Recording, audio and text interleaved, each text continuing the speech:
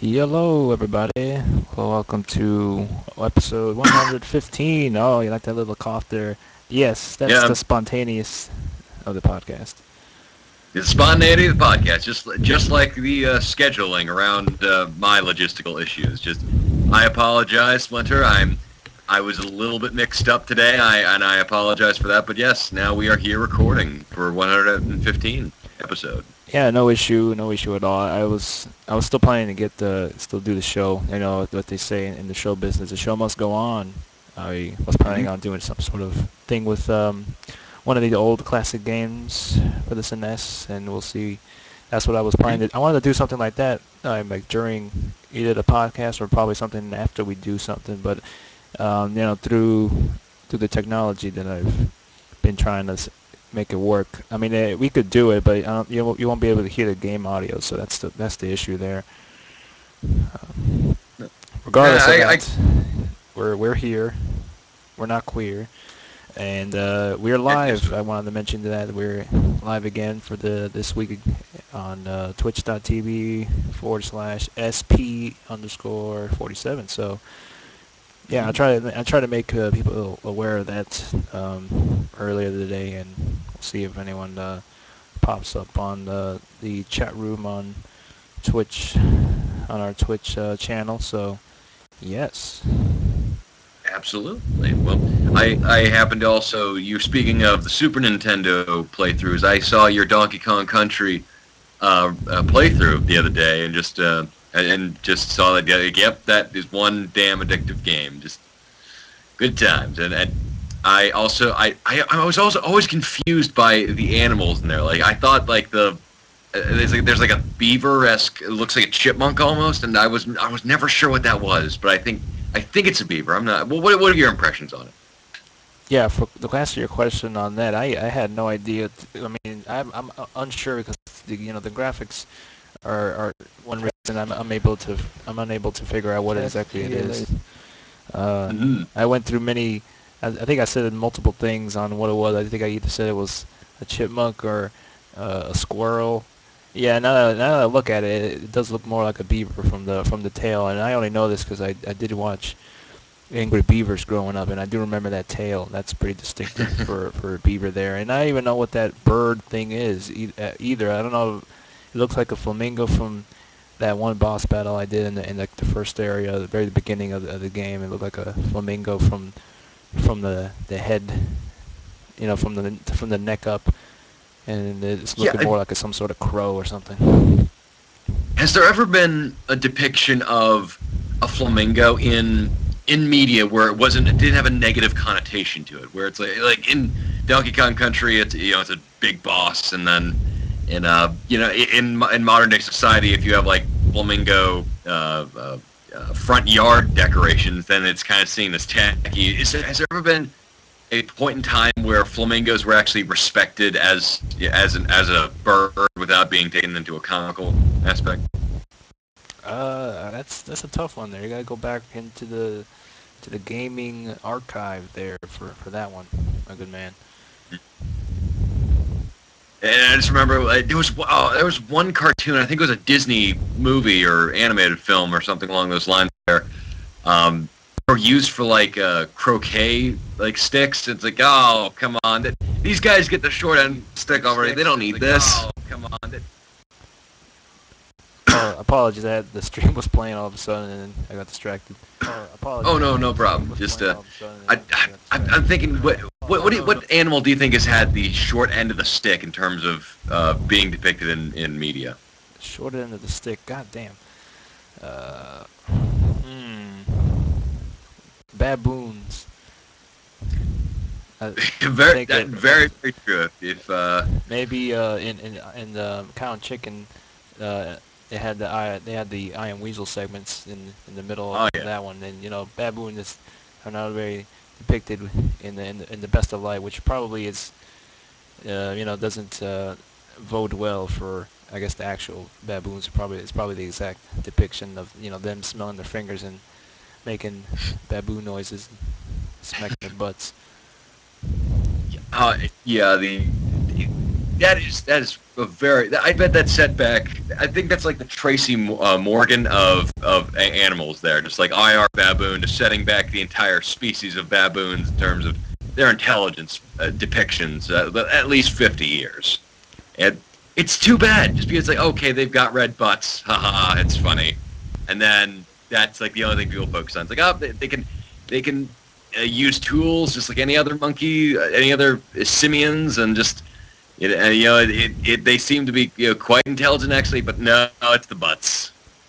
It's their big butts. But then you have like the animals like the snake, who it doesn't have any legs, and it's an interesting creature because basically it's just a tail with a face, and then they're always depicted as like evil and sneaky and just downright not good.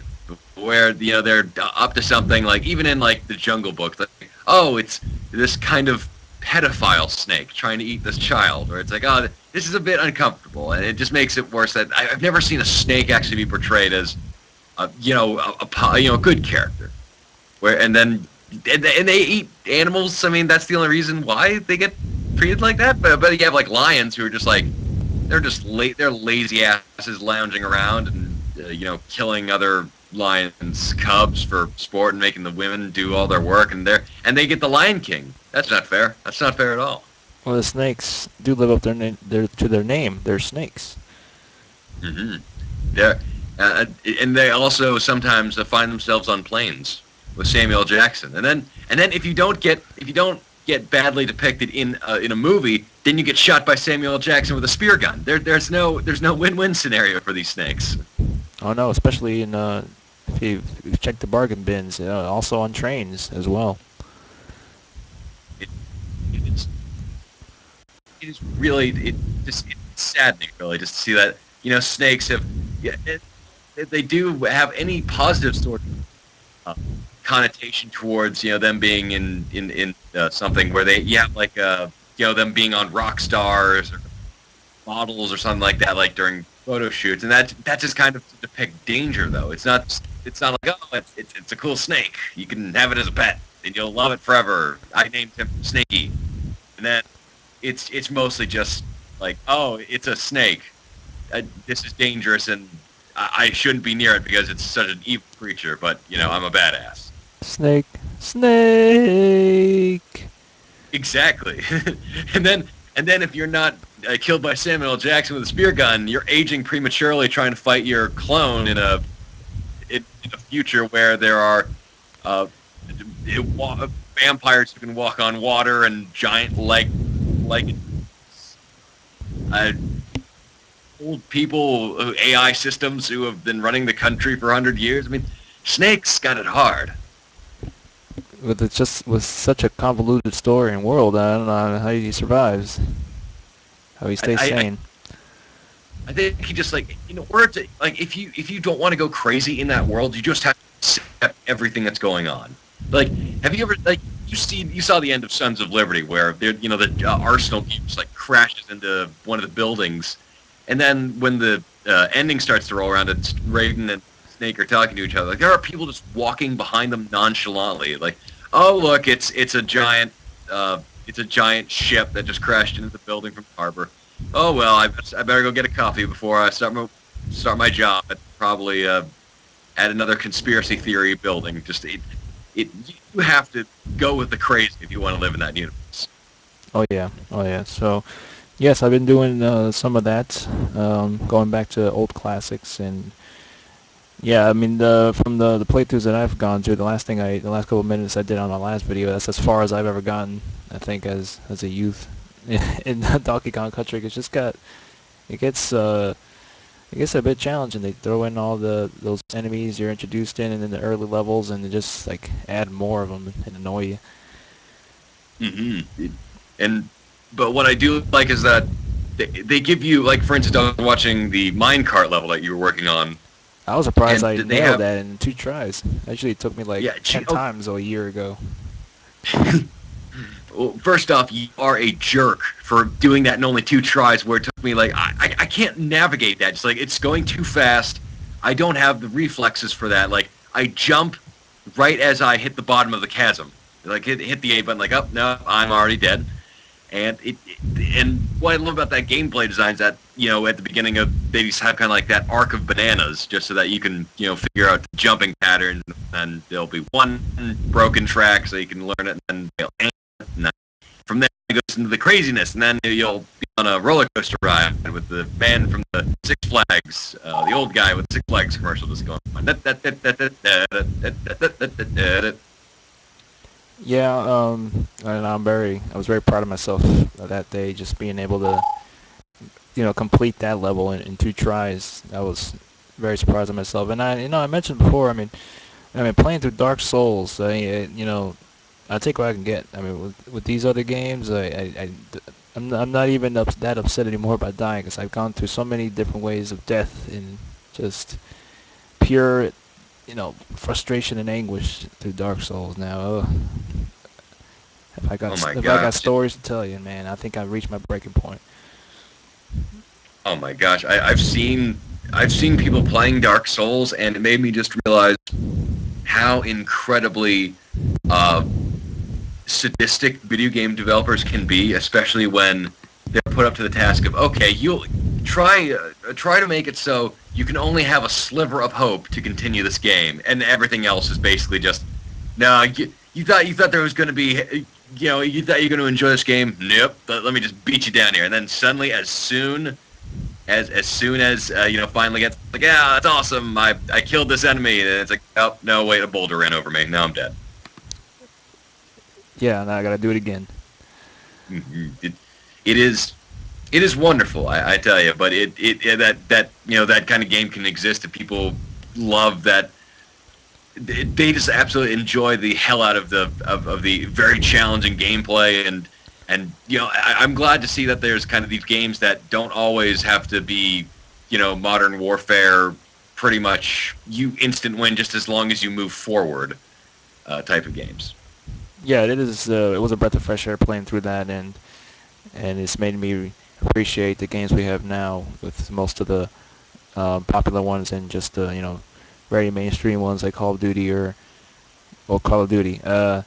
It's made me appreciate it. I mean, it's not it's not as difficult as The Witcher 2. And The Witcher 2 is, I mean, in a way, some parts it's a little challenging, but not difficult. It could be beaten. It's just requires patience and time to learn the patterns of enemies and just not get hit, and do a lot of rolls, which I've been doing in Dark Souls as well. But it is, yeah, it just requires just not rush. I mean, that's what I do that because you reach a point and you're doing the same part 20 times. You just want to get it over with and try to advance forward. And I tell you, many times I've rushed to it, and then not just getting killed because of it. So it just teaches you that you got to be disciplined about it. And I was going through some levels the other week, and yeah, I've experienced the very sadistic levels of game design. Going through like this underground sewer with these like giant frogs that could poison you really easily, and just maneuvering through the sewers, and then just getting reading through. And also, I mentioned before that the players can write things down like notes, and then you'll see like on the floor like this like kind of red lines, like it's something written on there, and it's very noticeable. So you see it, and then you hit the A button to see what the note means. And sometimes it could be very useful, or just very just nothing really. And Right. the players can rate the notes as well. And then sometimes I follow the notes. I mean, not to a T, the very short notes. I was like, all right, I'll be aware of this, and then I still get bombarded with enemies like trap ahead, and there's like, all right, I don't want to be tricked, and I keep going a couple of steps, and then it's like a bunch of enemies that pop out of nowhere. Oh, I should listen to them. Or I should have made a run for it instead of standing there. It Yeah, for something like Dark Souls, in terms of just like leaving notes, they should have one just like just making notes like, okay, this enemy is actually very, very intriguing in that you need to actually take off all of your armor, so you've just basically got your undies on. Arm yourself with a stick, and then surrender to it as quickly as you can, and then call. No, but before you do that, you have to say, your mama's so fat she sat on a rainbow and made Skittles, and then he'll be fine. Like, really? Yeah, go ahead. Trust me, it's all good. And surprisingly, it works. That'd be amazing. I gotta give that a high rating. So yeah, going through the sewers, and I didn't notice because sometimes it gets dark and I can't see anything, and then I just fell through this trapped hole, and then I had to start all the way from like the bottom up again, and I just got lost completely. It took me like an hour or an hour and a half to get back where I was supposed to go, and it was difficult to navigate because this is sewer and it's just enemies all around, and if you get killed, you gotta start from where the bonfire was, and if you didn't save prior to around that area, you had to go really far back to prior bonfires. They're very limited around just the whole game, and it's a pain, but yeah, it teaches you to be extra cautious and vigilant, not to rush things, because you'll end up paying for it by doing it again and again and again until you realize that you shouldn't be rushing through this, and also there should be a map in there, I think. But I think that will get rid of the adventure part of the game. It's very adventure, and you're on your own with no map. You just kind of have to remember, retrace your steps, which I'm not good at. Like you actually, does it actually feel like you're really adventuring, like in the sense that you need to write down your own map and like prepare water and try to figure your way getting out of all of the areas and like marking like doors, like I've been here before, like it's like the Minotaur's labyrinth in there. Oh yeah, fortunately it's not that far, but it's not that far from what you were saying, but in a way you have to at least remember where some enemies that could cause you trouble are, and either try to avoid them or just run away and go on to the next area. It's crazy. Now, could you also like hide behind like loading screens or something where you could just you encounter an enemy in just like in one room, and then you just turn around like, oh, I want to face him. Just like turn around back into the other room because you're about to die, and then just go back and he doesn't even notice you there? Or is it one of those things where it's a pretty consistent line of exploration and enemies? Well, the enemies are sometimes consistent, and other times if you get far enough away from them, they won't. They could follow you They could follow you a good couple feet, but some of them, if they're like huge bosses, that can't get through the doors, they won't even bother there. You just take a break and hide behind the wall, and then gather yourself and see what their next strategy is, and go back into the room to fight the boss again. But it varies. It just depends on where you are, and I know I faced some bosses that was very it's a very tight quartered area, so you couldn't really escape from it until you actually beat it. So it's a bit of a blend of that. Some of it is pretty consistent. Others is they'll just they'll be able to reach only a certain point, and they'll just like kind of spawn back to where you saw them. Because these are just some of the enemy basic ones, not the bosses.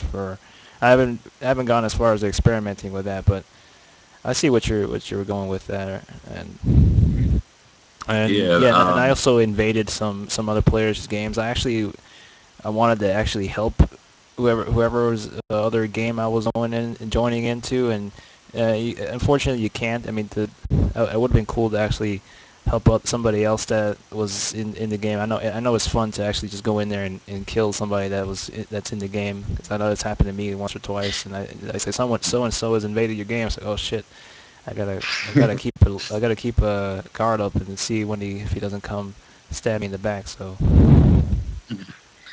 now, is it like a co-op thing where it's a bit cumbersome, or like do they take the role of a monster in there, or How does it work in terms of people invading your game? From what I've experienced, I've only done it 2 or 3 times. I haven't, to my knowledge, I haven't taken control of a boss, but I've taken control. Well, you don't really take control, but you kind of whatever character you're playing with at the moment, you could just go into their game with your character, and Hmm. whatever stats you're at and what they're at. It'll depend. If you're a lower stat than the person's game you're invading, you could probably get killed by him pretty easily, or and vice versa. So it varies. And yeah, I have not experienced controlling a boss or anything. So that would have been cool actually, but I don't think that is possible from what I've done. It's an interesting system there, but it would be cool to actually help somebody out with their own game and just make it less harder for someone else. But the designers of this game do not want that at all.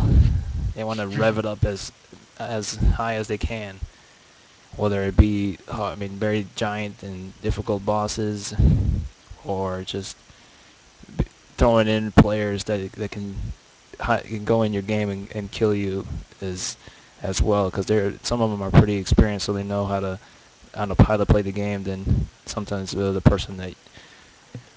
the other person. So that is Dark Souls. There's CH. Well, excellent. Yeah. There's It's not. I mean, overall the package. It's a really well made game. It's just very very challenging. mhm. It definitely seems like it's definitely for video game players who love to have mastery over of analyzing and making sure that you've studied patterns and you're a very very cautious kind of trip where you don't like you don't go 5 feet in front of you without checking to make sure everything's safe and all right. And then when you get into combat, it's more of like a life or death situation where you could die very easily, but uh, being able to figure it out and trying to stay alive and winning combat is actually more fun, just because, or more rewarding, I should say, because you have the ability, because it's just such a difficult kind of battle. Am I hitting it on the head closely? Yeah, for the most part, and it's most of the encounters you have aren't very as like people would say cheap. I know the bosses are challenging because they are bosses, so I think you expect that in a way. I mean, but they have their own kind of patterns that you should at least kind of pick up on if you face them multiple times and have to go back from the beginning to face him. You'll notice some patterns that he has, and you can I know the first boss I faced, you can like do like a roll like under his legs and before he attacks, so you don't have any damage. And you also got to watch your endurance, your stamina meter, I mean, and so you can have enough stamina to actually swing your weapon and hit the boss. And if you use too much of your stamina and it drains, you don't have enough. I mean, to right away do a roll out of the way, so you could easily just get a good chunk of your health taken from that boss if he hits you. And I mean, you also do get health, these kind of what they call the Estus the flasks. So when you drink it, you retain some health. But they're very limited. You can only refill them by going at a bonfire. So you kind of have like five of those, and kind of make them worth your trip from one bonfire where you can save to the next one, so you can continue on. So I mean, the best part, at least, you don't have to face bosses again once you've beaten them. So if in case you die before getting to a save point after you beat a boss, you won't have to face them again. So that's the one thing that's pretty that they've you know not completely make you want to do it again. So I do respect it for that part, because it could have easily just have that boss respawn again. Yeah, that would be quite unfair. Just like to get through, I don't know, like Shao Kahn and Mortal Kombat, like making his appearance in this one, then just like showing up again, like, oh come on, I just beat him. Oh yeah, oh yeah. So I don't know if I'll get any more farther in the game. I've got kind of gotten my taste of what masochistic type of game, and I don't want to play another one for a while now. Uh, I've reached the point where there's just this whole kind of area where it's just all kind of traps everywhere. Very Indiana Jones style. There's like a huge boulder that rolls down, and you have to like run up where the like the machine is that's launching these boulders down this kind of slope hill that you have to run up to and have it and, move the machine to another way so it launches away from where you're doing. So it's a lot of that and swinging blades. They have to Wow. get in between. So if you get hit, you just get knocked over and it's instant death. So. Yeah, do you have to use a whip to get to the other side where your father, voiced by Sean Connery, is waiting there like, Junior, come on, got to get the chalice. Oh, I wish, and make it a lot less frustrating. I would just get a whip and swing. It would be, oh man, that'd be cool to see an Indiana Jones game like that, like a third person Indiana Jones game. I don't think there has been one. I mean, in the vein, I mean, there kind of has been one. It's like Uncharted, but it's his own thing. Yeah, Uncharted. Well, Uncharted, yeah, Uncharted is a great series, and obviously takes a lot of notes. But there's just something, I don't know, very magical about Indiana Jones, and it's not set in this timeline. It's a serial adventure where it's like, oh, the Nazis, they're rising, like that, they're gonna be a problem later, and then just like, and then having your book signed by Hitler, which is one of my favorite scenes, and it's definitely. I would definitely love to see an Uncharted. I would like Naughty Dog to make a licensed Indiana Jones games, like LucasArts just saying like, okay, you've got here's the rights and everything like that. Make yourself an Indiana Jones game and just have an excellent adventure where you're going around and bedding fair maidens in their farms and punching guys in the face in brawls and just making one-liners and then having a monkey as your sidekick. I don't see why not. They It's obviously definitely have the talent to make a Indiana Jones game. Absolutely. I think the best Indiana Jones game was probably The Fate of Atlantis. Lego Where Indiana Jones. I'm sorry? Lego Indiana Jones. Okay, yeah, you actually got me on that one. Lego Indiana Jones. It's not the same dialogue, but but dang it, it is just the Lego games are really really fun. Actually, what franchise would you like to see made into a Lego game? That's a good question. Maybe the Hitman series in Lego form. That would be really great. Like Agent 47 as a Lego character sneaking up on another Lego character, and then like tries to snap his neck, only to realize that it just turns his head around. He's like, "Hey, what are you doing back there?" Oh yeah, it just gets his signature weapons like the fiber wire and just to choke out an enemy, and once you kill an enemy, it just collapses into pieces. Oh yeah, that's even better. So good. They should really pay us for all these incredible ideas. It's just so much. I could having a fiber wire or better yet, just like you're sniping a guy and it's like you take out his head from all the way and like he walks around for a little bit, or better yet, like how Agent 47 he knocks people out and then takes their clothes, whatever, to sneak in. Like he could just do that very very more simply. Just grabs another guy, removes his head, puts it on the other body, and then just like walks on. Oh yeah. I mean, I think with the success of Lego Batman 2, I mean, I think that window's open for kind of named franchises to be made into Lego form, and it would be something sort of a little different by taking that foundation of the Legos, and it will never happen, but just making it an M-rated game with Legos. That would be a very very interesting type of game, an M-rated Lego game. What would it be like? Just what would the sexuality be like? Just like they don't have genitals, so it would just be them kind of like just I don't know. grinding on each other. I guess Yeah. it would be just as as awkward as that the Team America sex scene. Oh, that even better. Just or better yet, let's make a Team America Lego game. Even Hey, even better. It's already crazy. Why not make it crazier? you should work in game design. I don't know what are you doing here. I, maybe I should, but then I realized, oh my gosh, I am totally unqualified for actually designing anything. Like, the best thing I could do is maybe, is probably just maybe have a stick figures at the very most, and even then, it's kind of pushing it. Just like, okay, I can kind of get the stick figures going, but I can't make stick figures. I just make sticks. So with circles for heads.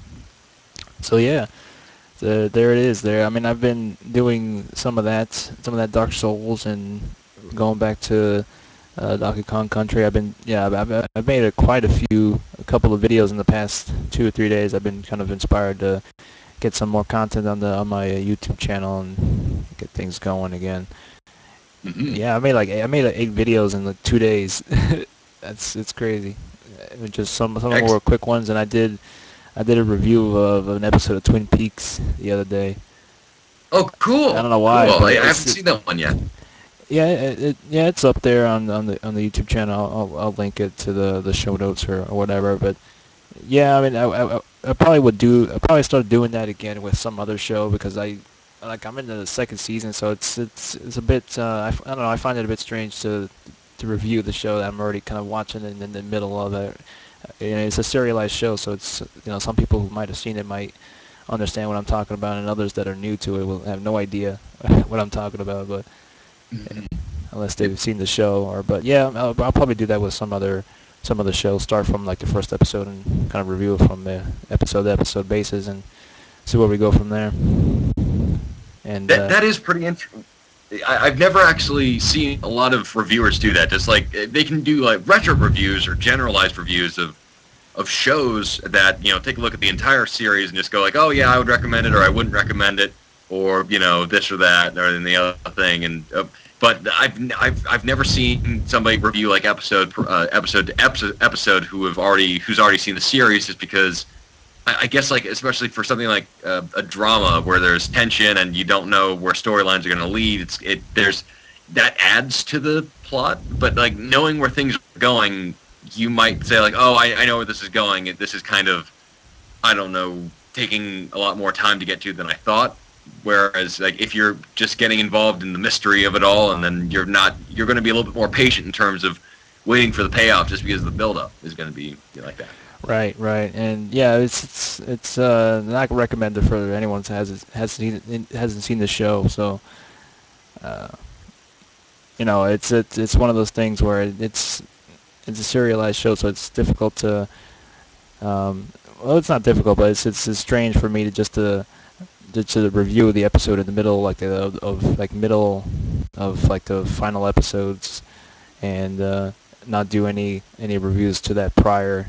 To that, but I just I figured I'd do that because I was watching it on Netflix. So and I took some notes while I was watching this, so so it stayed fresh in my mind. I almost nailed everything on what happened on that episode. So I might continue on doing that. So yeah, if anyone has seen Twin Peaks and remembers what happens in a particular episode, then you should probably check out that review I did. I thought it was pretty good. I don't like to toot my own horn, but I did pretty a rundown and my final thoughts on that episode. But like I said, it's serialized shows. I mean, I think it might be easier just to do like the whole do a review on the whole the whole thing in one go. Just make it less convoluted. Because serialized shows depend on previous episodes, and definitely future ones to kind of tie it all together. It's not like a sitcom. Sitcoms are definitely ones that you could do a review on any episode, and sometimes you don't really need to do something prior to that episode, like a review or something. Mm-hmm. So yep. I figured I'd do it. I'm a fan. I'm really big fan of the show, so I was just going through it again on the second viewing. So I figured I'd do that for the old YouTube channel there. And I also got in the mail the day ago is the um, Mass Effect 2 wall poster. It's one of those it's one of those posters that stick on the wall, so you don't need to put any tape or staple it on the wall like I do. So it just kind of sticks on the wall. It's like the same whatever material they use and that they use for those famous fat heads. So the ones that this giant pictures of either the sports athletes or just other things that you could just peel the sheet off of the poster and just stick it on and tear it down and then stick it on again. I remember seeing something. You could do it probably about 300 times and it'll still be sticking on the wall. So like bologna.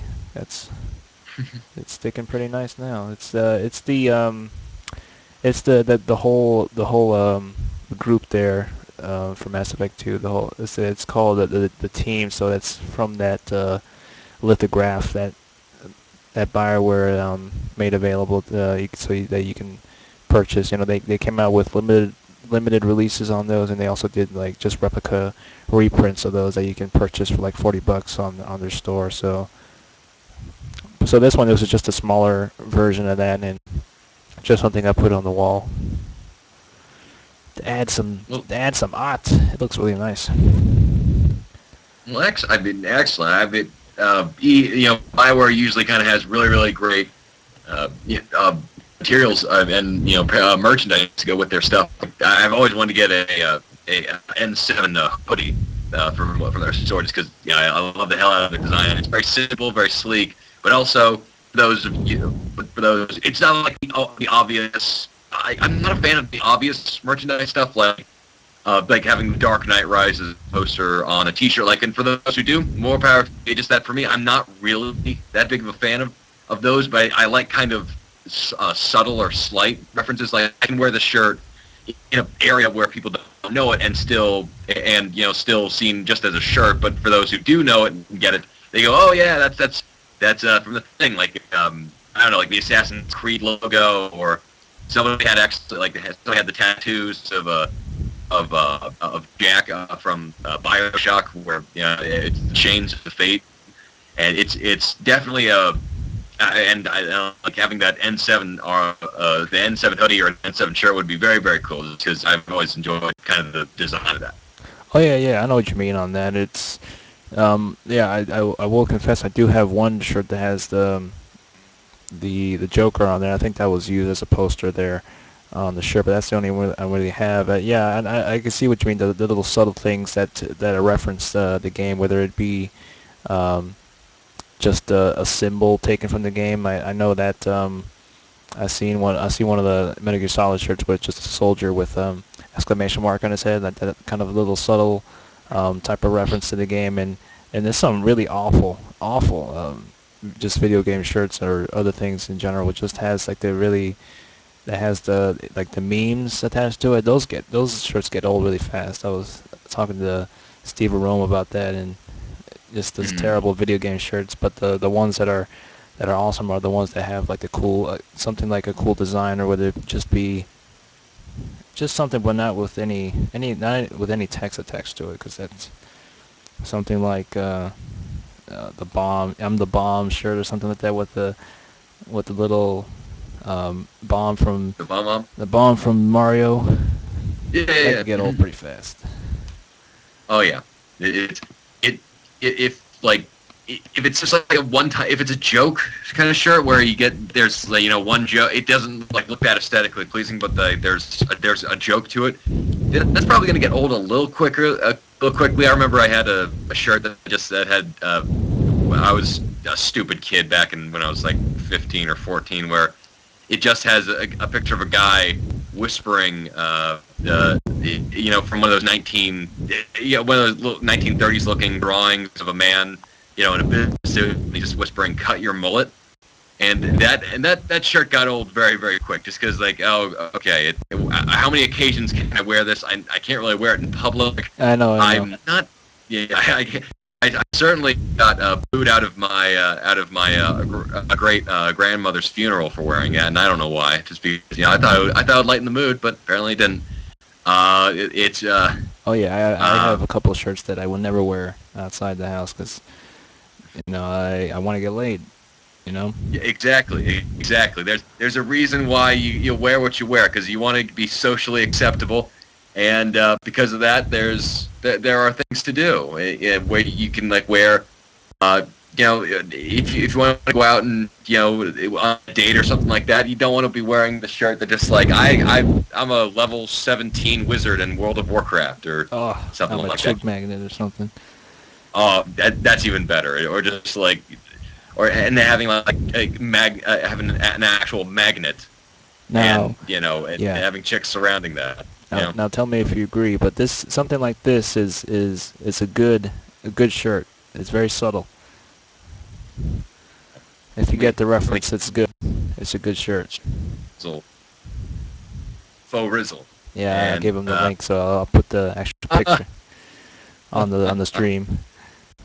I like this one. I like this one. Gosh, that is that is good. I just love the fact that people do very kind of postmodern looks at different styles, and I like this one. For those of you who don't know what this is, just because this visuals, I should have really explained the picture before complimenting it. No, it's good. I have it on the stream, but for the people who are listening on the audio version, you can explain that. It's Dexter from Dexter's Lab, but he has his head shaved, and he's got that mustache goatee combo that Walter White has from Breaking Bad, and he looks like Walter White. He's got the jumpsuit and the blue gloves and one of the beakers filled with I hope that's water, because the Dexter's 8 years old or something like that. It just says Dexter White, and he's got the look of he's got the Bryan Cranston eyebrow raise right there, and it is definitely a very well done shirt. But if that was just like the entirety of the chest and not just like maybe a corner of it, or if it was on the back maybe, but like if that was in the entire front, I'm not sure if I would buy it. Yeah, that's just on the shirt. On the shirt itself, it's there's nothing else to it. Just that little picture of Dexter just right on there around the chest area of the shirt. So it's not too intrusive or too out there like a yellow shirt is. Who wears yellow shirts? I don't know, and very bright. He stand out in the yellow shirts. Yellow. People could get away with yellow shirts. Yellow is not it's just not one of those popular colors these days. I mean, that's what I mean. Blacks are always going to be very popular, and I think like pinks are definitely in. Even for guys, like pinks are coming back, like a nice pink colored shirt. Yes, that and nice purple with Saints Row 3. Yeah, absolutely. And there's actually another shirt design that I picked up, and I like to show it off. Just where it was, I actually got it from Threadless, which is it's from the. I'm sorry. No, that's where I've gotten some of my shirts recently from there. I got the I don't know if you've seen it, but the post-apocalyptic zombie Scooby-Doo shirt. Oh yeah, the one with Velma and Scooby-Doo. Yeah, that one's awesome. I love that one. But like you could wear that one, and I don't think it would get old just because of the fact that it is very very awesome design. It's aesthetically pleasing, and the one that I got from I've only gotten one shirt from the website, and the one that I got was for Star Fox, where everybody's there's the shirt is just a hare, a toad, a fox, and a falcon, all just on like some sort of meteorite with like helmets on, and like that it's for people who know what Star Fox is, they'll get it right away. For people who don't, they probably think that's just like cover art for an indie band or something. Oh yeah. It can be interpreted in many ways. Yeah. So they're very awesome designs on that site. Like I said before, I purchased a couple of shirts right there. recently when they've had sales, and yeah, just overall really good, amazing designs shirts from, I guess, different people will design things on there and submit them to the site, and it's cool because they have the name of the shirt and the person who designed it on the area where the tag is, but it's one of those not the tagless shirts has they print the words on there, so it's pretty cool. Hmm. That people can throw up their designs and make some money off of them. So very, very good. Not as cool as though as Dranson's art of us as at Bon Blade Thumbs, but not everybody can be Dranson. Yeah, we should actually submit that and see if it gets picked up on Threadless. Yeah, absolutely. Let's see if we can. Well, I think we definitely have to probably ask Dranson first if there's anything, if we can have the, if we can reuse it. But yeah, I'm sure that he would love to talk to us about the rights and stuff like that. But I would love to see how many people would enjoy wearing our colors, flying the Blythe Thumbs flag, and entering the fray wherever they go. Under the Creative Commons license. Yeah. Yeah, I should ask him and see what we could do with that, and it'd be interesting. I don't know how it would get perceived if it does get up there.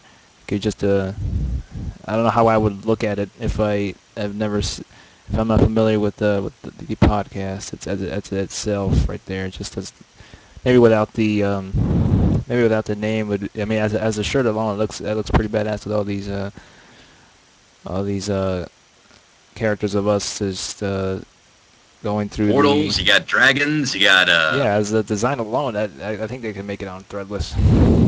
Oh yeah, definitely. Most definitively. I mean, people would think this is badass no matter the situation. That's right. So, you want to get into what you've been playing, or do you want to go into some gaming news?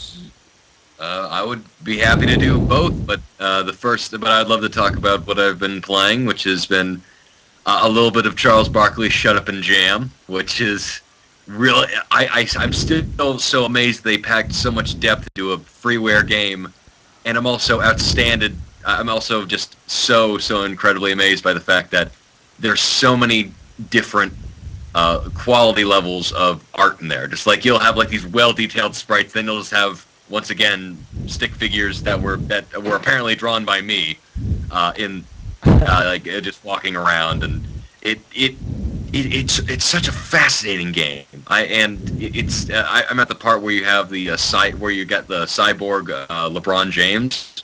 Is that who it is? No, it's not LeBron James. I'm trying to remember who. Vince Carter, I believe. Oh, I think it was Vince Carter. If you know the NBA world, you would know who that is. But yeah, it was Vince Carter, Cyborg. Half man, half cyborg. Oh, so good, and also I've been playing a bit of God Hand, which is one of my roommates actually had it for the PS2, and so he was kind enough to let me play it, and I actually am really, really impressed by that game. It's a beat 'em up, but it's by the director of Resident Evil 4 and the first I think the first Silent Hill game, Shinji Mikami, who was working with Clover Studios, and it is just such a bizarre game. But then again, it's a Japanese game, so it kind of comes with the territory. And then there's it's a beat 'em up where it's square. The square and triangle buttons are light and heavy attacks, and X is like kicks, and the circle is like pick up stuff. And what you do is just basically beat up as many people as you can. And and then when you kind of beat up certain types of people randomly, there'll be a demon just spawned from where they just fell, and so you got to beat that guy too. And so after the game is just kind of everywhere, because I haven't really gotten a grasp of the story. It's in media res where it starts off, so it's about a guy who's got an arm that I guess is from God or something like that, and there are people chopping off people's arms, so I guess that's gonna come up later in a plot point. And Liquid. Yeah, brother. And there's no codec conversations where you talk to Major Tom, so that's unfortunate. But who knows? Maybe they'll make a sequel for that. But there's also just like this big Spanish stereotype where they have he's like this big like cigar smoking guy, like, oh no, you loco chica, and that's just wonderful. And I it's such a bizarre game just because there's this one boss. There's one boss fight against these two overly feminine looking gay guys, and once you beat them up, you actually inspect one of the. You can actually inspect their corpses, or where they're unconscious. It doesn't really say whether you beat them to death or whether you just beat them till they get unconscious. But if you go up to them, it just says like it looks. You can inspect the bodies, and one of the bodies of the guys it just says. Before I get to all that, there's a move in the game called the Ball Buster where like you can do incredible like these special attacks, like to beat the crap out of people, throw like baseballs of fire at people's faces, and then the Ball Buster is just like a gentle kind of kick to the groin. And that's that's supposed to be like there's a huge charge up and then ding is as you kick somebody in the groin, and then if you going back to the boss fight, if you inspect the body afterwards, it says that he doesn't have any balls because he lost them in the war, but there's no reference to what war or when or what this is going on or whatever. And then if you actually in the game, if you try to do the Ball Buster move, it won't work on him. Or if you try to do it on a woman, it won't work because, obviously there's nothing there. It's one of those games where it's like the attention to detail is fantastic and there's also this surfing guitar music like yeah, and going on as you're beating up people in a Western setting, and it's such an odd game, but it's very, very endearing. Damn, that's certainly an interesting way to go about someone's backstory. Yeah. By searching their corpse, and you'd figure before that there's something wrong with the game, that the Ball Buster ain't working.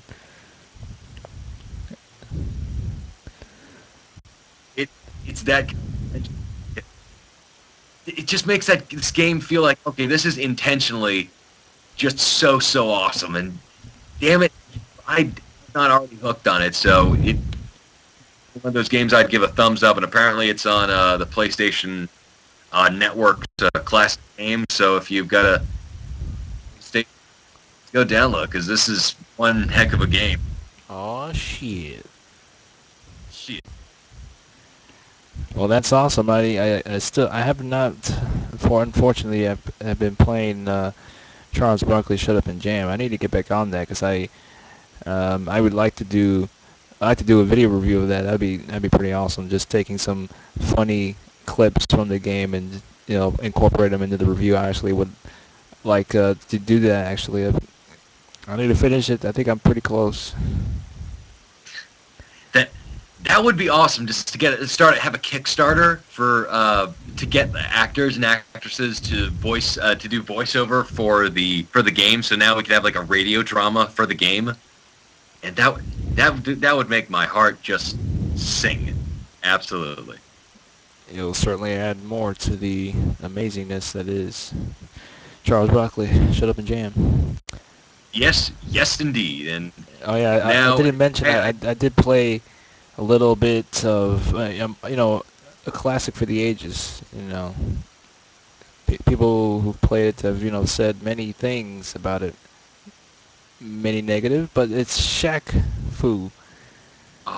Shaq Fu, where you go up against like the old Chinese sensei master who's like, oh, your kung fu is weak, and then you beat him up. It's like, oh, my cousin will beat you up instead. So yeah, I never actually had the opportunity to play that game, but I certainly know that it is definitely one for the ages. Yeah, it is. I can't keep up with this charade. It's a terrible game. Yeah. The controls are. When I was playing it, the controls felt delayed, and yeah, it's not a very good fighting game, but I figured I'd bring it up. I would actually be willing to pay for a copy of Shaq Fu just to give it away to the audience. For the listeners of this fine podcast, you get a copy of Shaq Fu. I mean, the best.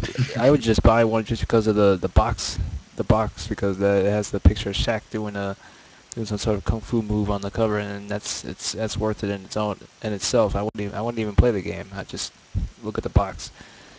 Yeah, well, I mean, he's got to do maybe he's doing the chaos dunk, though. He just, he looks like he's charged up and ready to destroy the world. And I'm looking at the cover art for the Super Nintendo version of the game, and wow, Shaq looks angry. He looks like he just stole his sandwich and that he just went to the fridge to get it. He's like, he's got his arm out like, oh, I'm about ready to gouge out somebody's eyes with my fingers right now. And it definitely looks like you don't want to get on his bad side. Yeah, that's him after playing the game. That's him after watching Steel. Like, oh, what is this? Oh my goodness, that puts another makes Kazan look like a masterpiece. Oh yeah. But at least he could say he got to play superhero. Not a lot of people can say. Not a lot of people have that opportunity. True that. Now you wanted to transition into the news. The big news of the week. You got to do with the Cleveland B. Absolutely. Let's. Cliff Bleszinski's departure from Epic Games, right? That is correct. Yeah. That's too bad. He was that. I mean, I'm happy for him, and I wish him all the best of luck. And while I don't think he had maybe the most, intelligent view on the industry, and I didn't really appreciate his comments about the Gears of War 3 reviews that were coming up, and how he was saying like, oh, I wish people would give this more points because. We worked really hard on this, and it's like, yeah, I understand, but it's getting 85 to 90s, not 90 to 100%. There are companies out there who would kill for an 85% on Rotten Tomatoes or Metacritic or what have you, and it just seems like he was complaining for no reason. But that being said, he was always someone who was enthusiastic about the job. You could tell by the videos that he was always enjoying his life work and just making games that he was really proud of. And it's definitely it's the end of an era for kind of one of our age's icons. So stepping down from Epic Games. So I'm looking forward to what he does next. We will see. He's not retiring. He's just taking a break from the gaming industry, and I guess he'll be back again soon in the next Bond film. As they say in the credits, Cliff Bleszinski will be back. He will return in Avengers 2: Rise of Peter Molyneux. Oh my goodness! He would buddy. He would explain the process of planting the seed in the grass, and in real time as it grows. You can have this tree over here and watch it grow and sprout, bear actual fruit. But when you actually try to eat the fruit, it will be disappointing in terms of how it will taste and touch and smell. So you could be disappointed in real time. Yeah, I guess that's what's been going on with his recent titles. Mm-hmm. It's all the Fable series and it just very, very. I mean, he's obviously a guy with a lot of grand notions in terms of what he would like to see out of games, but he never really reaches those. He kind of gets those moments of he can capture some of that magic, but he obviously never is one to fully grasp what he was thinking inside his own head. Oh no, that's too much. That's too much to ask of him. Mm-hmm. So we bid a farewell, and hopefully a comeback from Clifford Bleszinski. Mm-hmm. Mr. Bleszinski skis. I wish you the best of luck, and I hope that you bring the same enthusiasm and energy to your next endeavor. Yes, and in his future endeavors. Mm-hmm. That is correct. There's, yeah. We gotta do a tribute episode of Cliffy B. His best moments on X-Play. Absolutely. Cliffy B apparently was from somebody who was gossiping, it wasn't confirmed, but it was rumor was going around that Cliffy B actually tried to chat up one of the hostesses on G4 somewhere. I think either probably Morgan Webb or maybe Laura Foy at the time, but nothing was confirmed. I think it was just kind of the persona, the aura that kind of goes around him. Also comes with the air of rumors and gossiping that he's kind of one of those guys who just likes to hit up on women. But good on him. I mean, he's tried to chat up Morgan Webb, which is more than I will ever do, or assumingly, allegedly. So good on him. Oh yeah, we wouldn't get as far as saying hello. We just stand there, and look at it. She'll look at us with odd eyes and just walk right on by.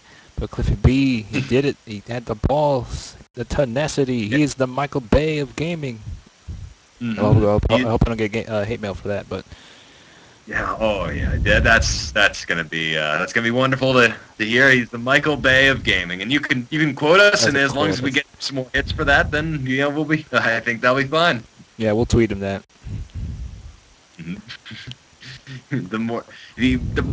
I think I always thought that he was like Dane Cook, where Dane Cook, not in the way that I hate Dane Cook and therefore I hate Cliffy B. I mean that he was always just so enthusiastic about even the stuff that he's talking about. Like, it's not one of those things where it's just it's obviously that he has no energy for it. Like say for I don't know, like Chelsea Handler, comedian, but like Dane Cook and for Cliffy B, comparably, they're both obviously very energetic about life, and they both have enthusiasm for everything they talk about, and that's a very healthy attitude to have on life. Just if you're not doing anything that you love, then you shouldn't do it. That's right, and they slightly look alike, so that also adds to the comparison there, CH. They got the similar haircut going on, where they got the style tips that spikage that they got going. And both are not funny. Oh. Good night, folks. Man. I have 6 stage left. See. They've also made the same number of good movies. Did they? Yeah, which is Zippo, Nada, Zilch. Mm. Mm-hmm. I wish I had a rim shot for that. We got it right here. I had that later then. So, anything else other than that? I haven't completely kept up. That's the only kind of quote unquote big one I'm familiar with on this week and around the gaming industry, around the globe. Yeah, there's not too much to talk about actually. Just all the big ones seem to have come in from last week. But the most amazing thing, or actually something pretty interesting, which is Assassin's Creed 3 is pulling a Redemption Undead Nightmare scenario by having DLC that is a alternative version or an alternative history of the events that go on in the main story. Because Assassin's Creed 3 is announcing a 3-part story called The Tyranny of King George, where the Revolutionary War doesn't end with doesn't actually end with the democracy or the United States government, but George Washington as a king.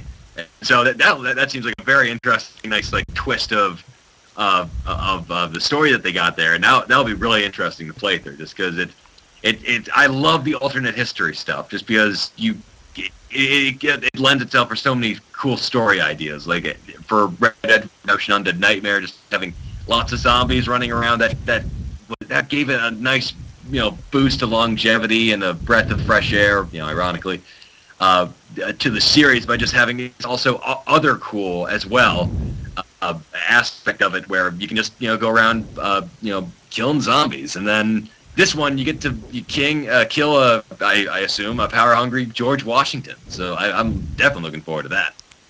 Expect Fox to cover this. We're killing off dead presidents. Oh, this is not a good thing. It's going to inspire people to actually kill the current president. This is not a message we want to send to our youth, CH. I think we should boycott Ass Creed 3. Well, if they're talking about killing the current president, then I think Fox News would be all for that. But if it's Romney who's elected, they would say, "Oh, how dare they suggest such a crazy thing? It's stupid." Speaking of crazy stupid things, have you heard about what the main conservative party is calling a candidate for playing World of Warcraft? No, I have not. I did see the headline, but I didn't get into it too deep. What is this, CH? Well, basically, for those of you who don't know, there's been some controversy going around. I'm sorry, hold on. Just trying to bring it up just so that I got it. Where apparently there was a political figure who's been playing World of Warcraft, and she was being accused by the Conservative Party in Maine that she killed and stole and looted things in World of Warcraft, and because of that, she was an unfit candidate. And I agree. Yeah, exactly. I was playing Halo. I admit I've stolen people's cars and I've killed people just for a gun that I wanted. Here it is. Maine State Senate Democratic candidate Colleen Lachowicz, Lachowicz,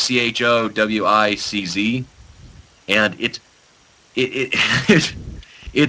just such a great argument because it's World of Warcraft, and the attack has been that she's been she gets here's the quote: "In Colleen's online fantasy world, she gets away with crude, vicious, and violent comments like the ones below. Maine needs a state senator that lives in the real world, not in Colleen's fantasy world," which is true. Anybody who plays video games is obviously out of their mind, out of touch with reality, and doesn't have any merit as a human being or as a possible political figure. That's why I'm not running. Exactly. It's glorious how stupid these people are, that they magically equate these things to somehow this might be an argument you might have seen maybe 20 or 30 years ago. The majority of the population plays video games now. I was floored when I saw my dad playing an iPhone game of the bubble game where you got to get like 3 colors in a row as the reverse Tetris kind of thing where you got to get 3 bubbles in a row and then it knocks them out. Oh yeah, that's hardcore. Yeah, it's strange just because the average age for a video game player is 30 years old. I think it's something like 47% of all video game players are women, and it isn't one of those issues where it's a select group of people who are majorly influenced by the violent acts or questionable acts you see in video games. These are people playing games, and people think that they will cause psychopaths. This is an argument that we've seen back in, I would say, almost as early as probably '87, where you just have people like looking at the world and sickness and this is the first sign of the apocalypse. Like, no, it's not. Oh yeah, it's just really overblown. This is why I'm not into politics. They take it, one little thing and skew it and try to make someone look bad, which is just, out of something like this, it's just not really a huge deal. And sometimes it works. People are they don't keep up with this type of thing. Don't read articles. They just read the headlines, and the headlines can can be different than the actual story. This is why, I mean, I wasn't hugely familiar with this part. I thought it was just something. Um, I thought it was something that had to do with someone being, an electoral figure in a game. But it's just more than that. CH, as I've learned. This is why we do the podcast. I learn different things. We all learn something new. Hmm. And yeah, and it's ridiculous. And a lot of a lot of the the games that people do play, you could do a range from from Apple and the iPhone with all those other portable and quick games is probably added in there as a good percentage of the population playing those. That's probably the good. That's why probably it's 43% of women playing those, or it could be also on even the consoles as well. So it's this thing that's kind of become more accessible and more mainstream, all around in that medium, whether it be from mobile devices having those games like Tetris or simple things like that, or just going from consoles as well. So it's not Hmm. like it's one particular area where we should be concerned about. We should be concerned about the amount of radiation we're doing with playing these mobile devices. Why not bring that up? Well, you wouldn't, because you have one yourself, so you just being a hypocrite there. I Absolutely. play some It's blackjack. Come on. I mean, it's kind of a very impotent argument where you have where you have just the idea that if you play video games, then you are somehow a lesser person for doing so. Yet most of the population plays video games, but these political groups aren't gonna differentiate between they are gonna differentiate or try to between playing games on your phone and playing games on a computer and playing games on a console, and just saying like, oh, it's all different. But like, it's certain degrees of people, like if you play an MMO versus a puzzle game, you are more susceptible to the negative behaviors of video games, I guess. Just it's very it's a very strange area for it's just a very strange area for politics to go into when they don't really. It's obvious they don't know anything about that.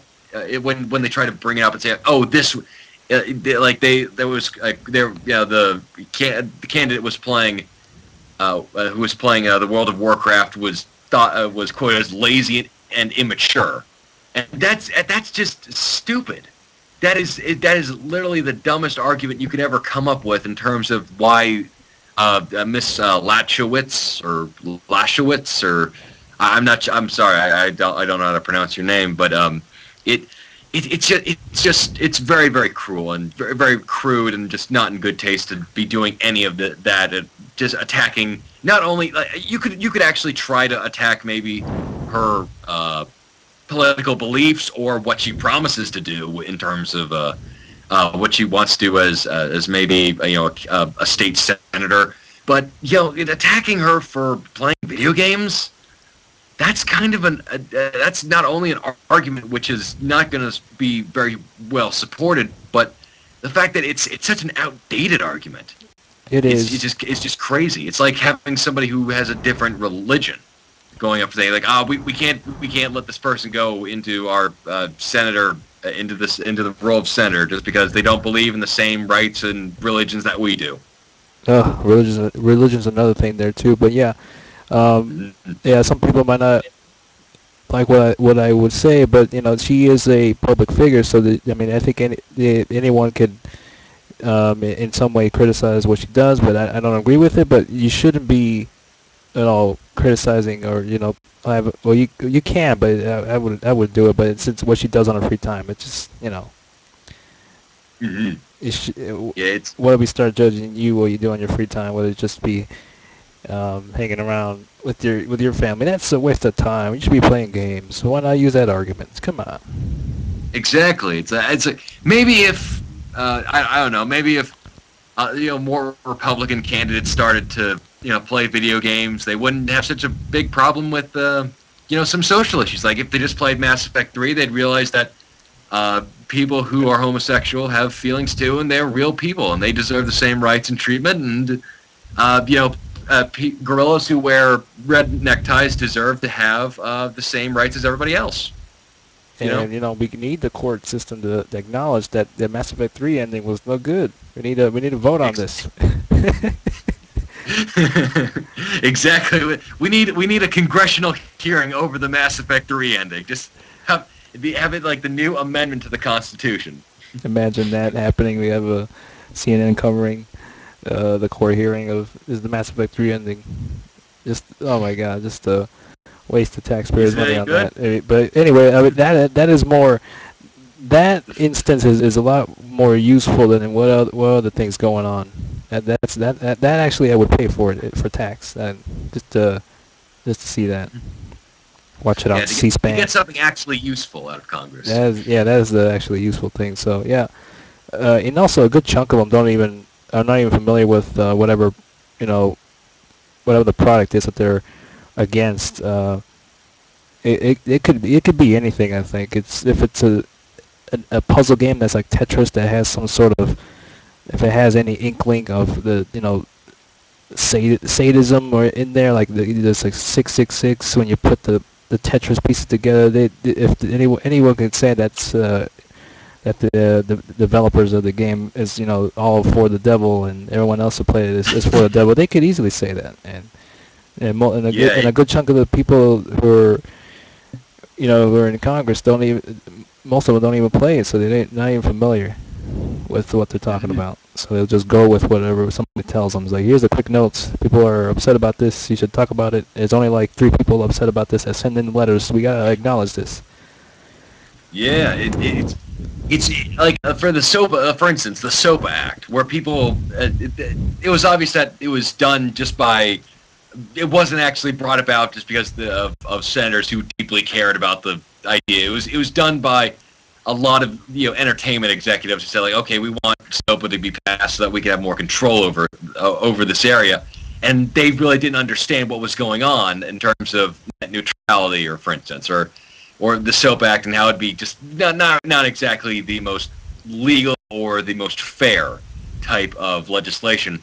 And then when people got in an uproar, they immediately changed their decision. It was like, I don't know, like 60 to 40% in favor for and against. And then when people started to complain, it was like 70% against, 30% for, or even less so, where the senators and the people and the representatives just realized, yeah, people don't really appreciate this, and so we're just going to kind of turn around on this. And I know I called into my local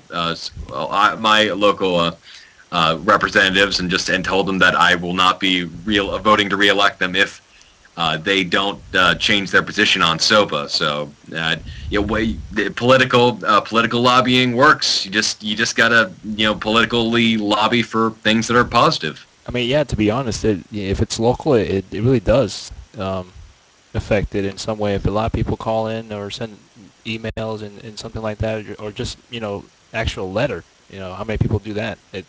They really do acknowledge it, just like other things like the FCC. They acknowledge just very minority amount of people that are upset for they saw Janet Jackson's tit for like a second.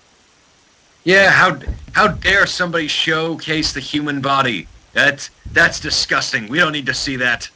And I saw the documentary regarding the MPAA and things like that.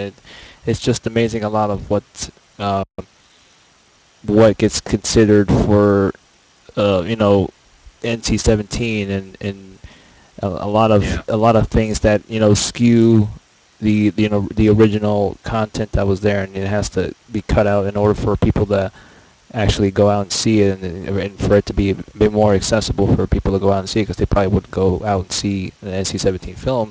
And a lot of it has to do with sex, and people don't give a damn. People getting shot up at a bank or something, and that gets an R, and if you see just a little speck of pubic hair, that's NC-17 right off the bat.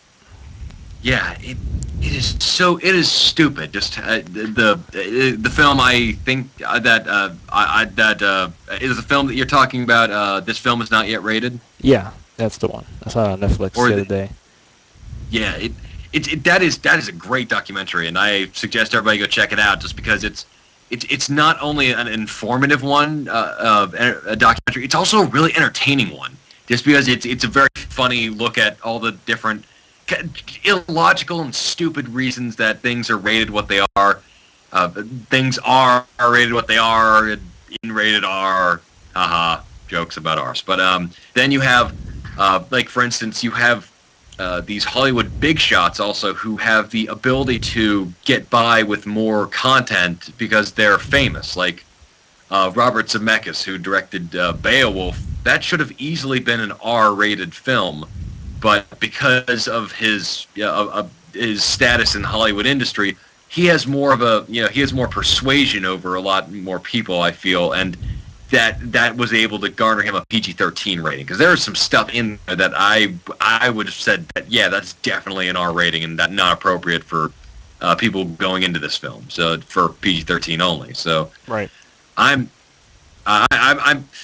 It's also just very funny just how in America we have a lot of focus on violence and death within our cinema, but when there's anything about sexuality in there, it's immediately cut off. Where we just have this knee-jerk reaction to the human body and to natural. Why is it that we have this hindrance towards seeing something natural like two people making love versus something like, oh, okay, we have some guy getting hit in the head with a rocket and he blows up into spaghetti sauce. That's fine, but seeing a vagina or a penis somehow sends people into a psychological fury where they can't handle themselves as human beings. I don't know. I think we're very repressed it, I guess, in some way, or about sex, or just I don't know why people just I guess in general are comfortable about it, just seeing it being on screen or something like that. I don't know. I don't get it, but it's even films with people getting shot with no blood. That's that's considered a PG-13, but with blood, that's an R. So it makes sense. Yeah, and then this is a little bit off subject. I mean, and also in some ways, I'm not fully against the rating system. I just don't like.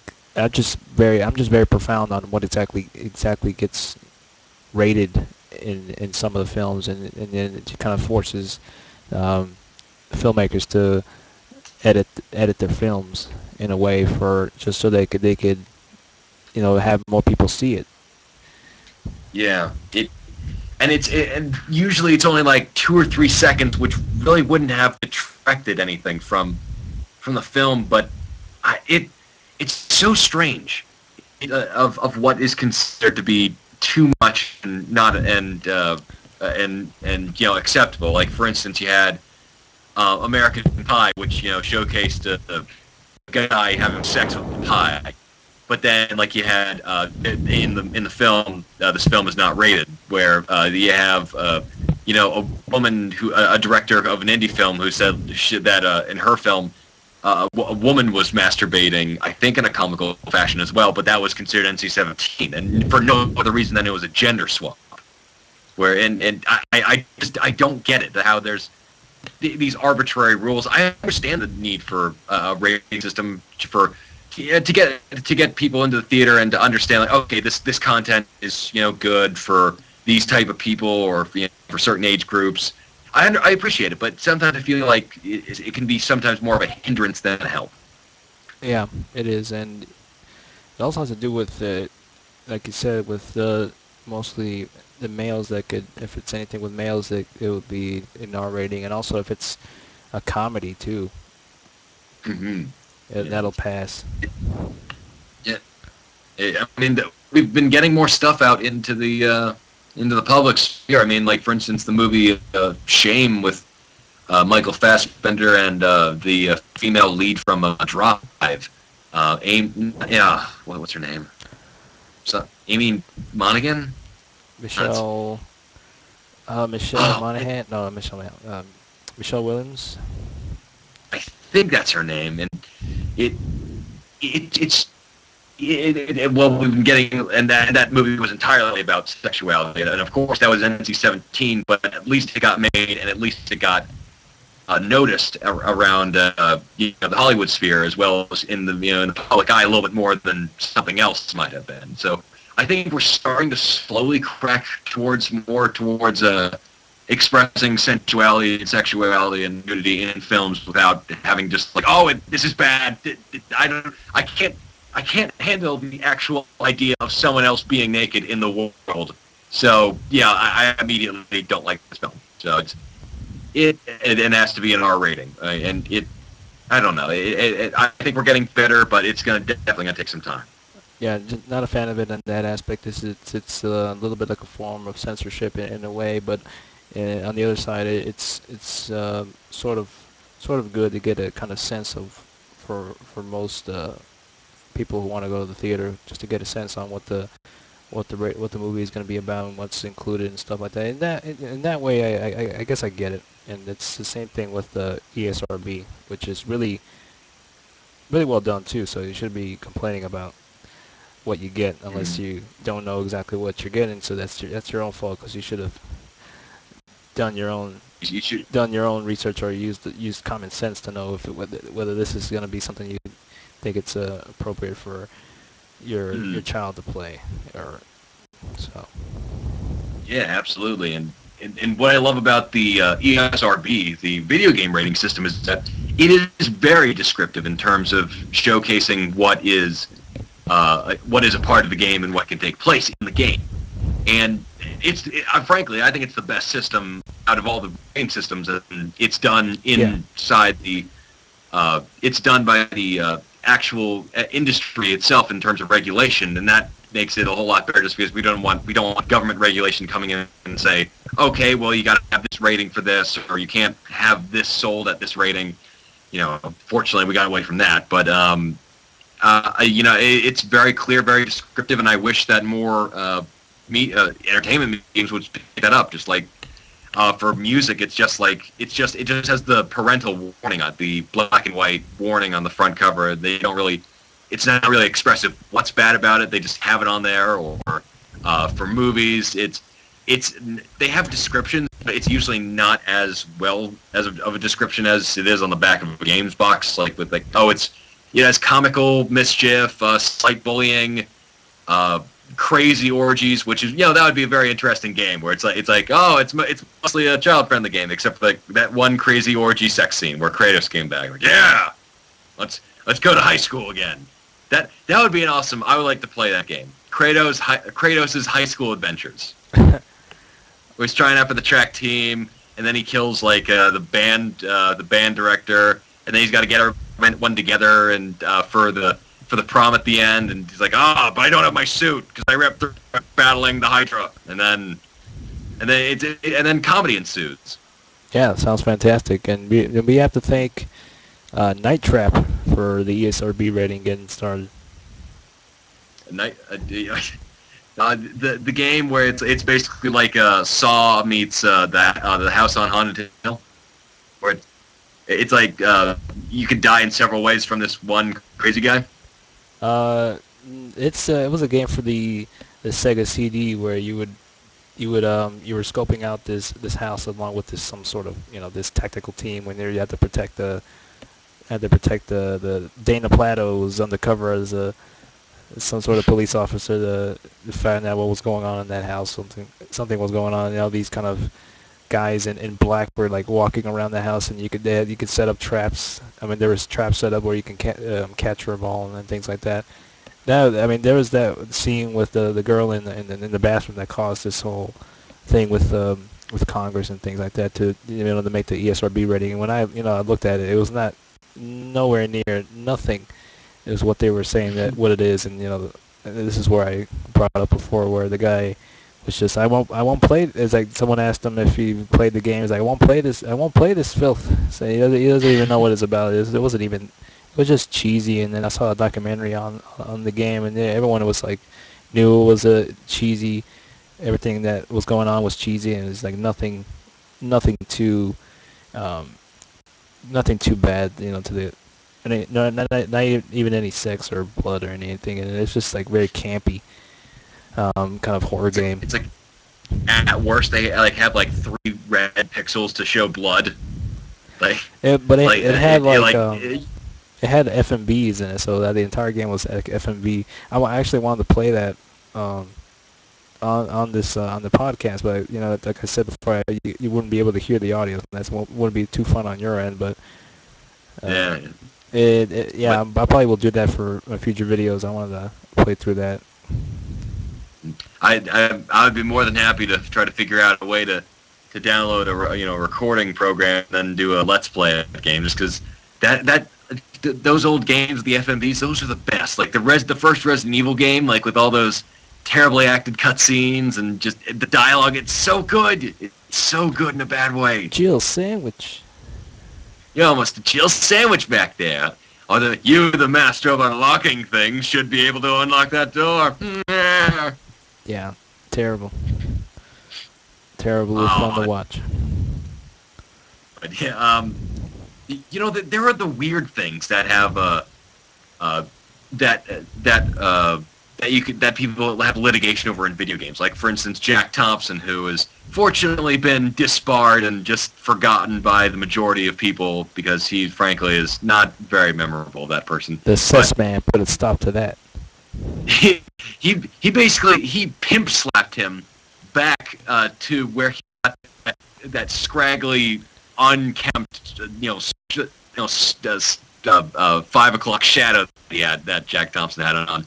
And it was just so crazy how he, going back to Jack Thompson, he just made these outrageous accusations. Like, he played the game Bully. He had like 3 screenshots of the game Bully when it was in development, saying that it encouraged kids to bully, when the game was actually more about fighting against bullies.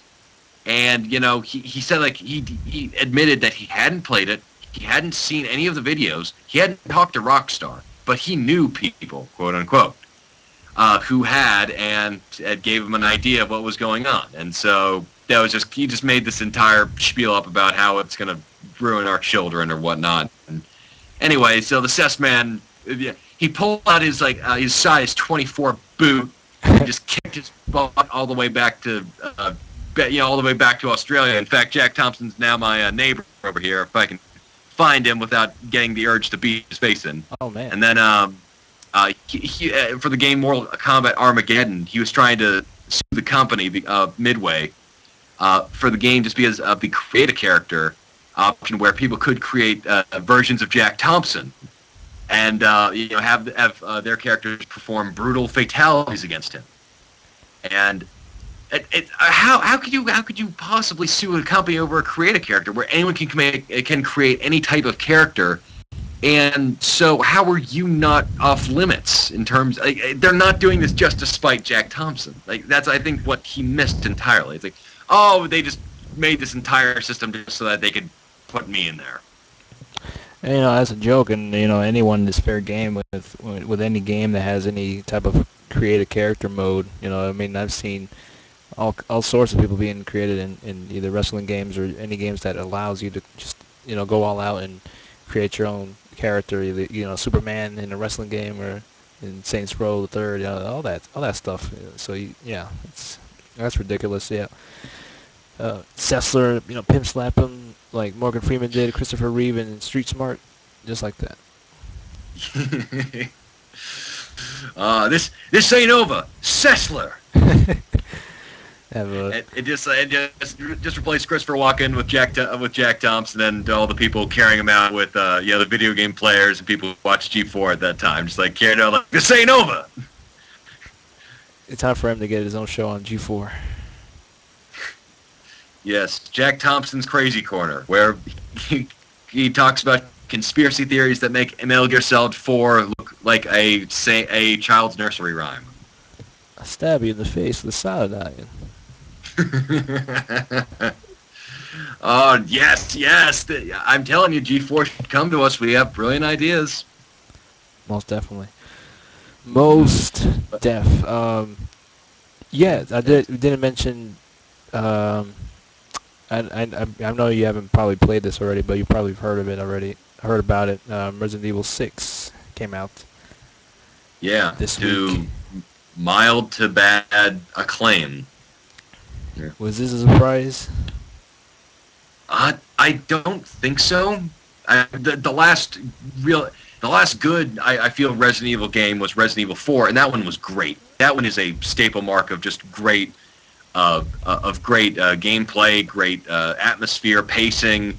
That game worked really, really well. The story was, kind of slapped together, whatever, but it helped serve the fact that the game is just this weird mishmash of action and horror, but it does it in such a good balance.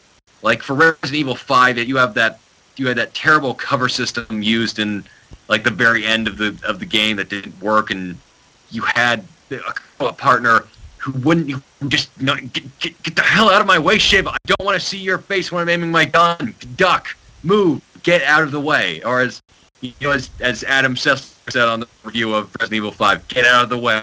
Get out of the way. Get out of the way. And it was just weird game design choices, and the fact that every single animal in that game, every single boss animal that they had in there was just basically one animal crossed with a scorpion. They have some sort of obsession with scorpions, where it's like, okay, let's get a badger and then mate it with a scorpion. Then we'll have a scorpibadger, and then we'll have an owl, and then make a scorpion with it. We'll have an orpion, an owlorpion, or whatever you would call it. And I thought that was a very hackneyed, very poor job that they did with Resident Evil 5. And then Resident Evil 6, it started to show that Capcom really doesn't know what to do with the franchise, because it's in a state of just this weird limbo of kind of existing off of the fans' desire to see more games. And that's why they keep on bringing, Leon or Chris Redfield or, Wesker. I just hate the fact that they bring in Wesker at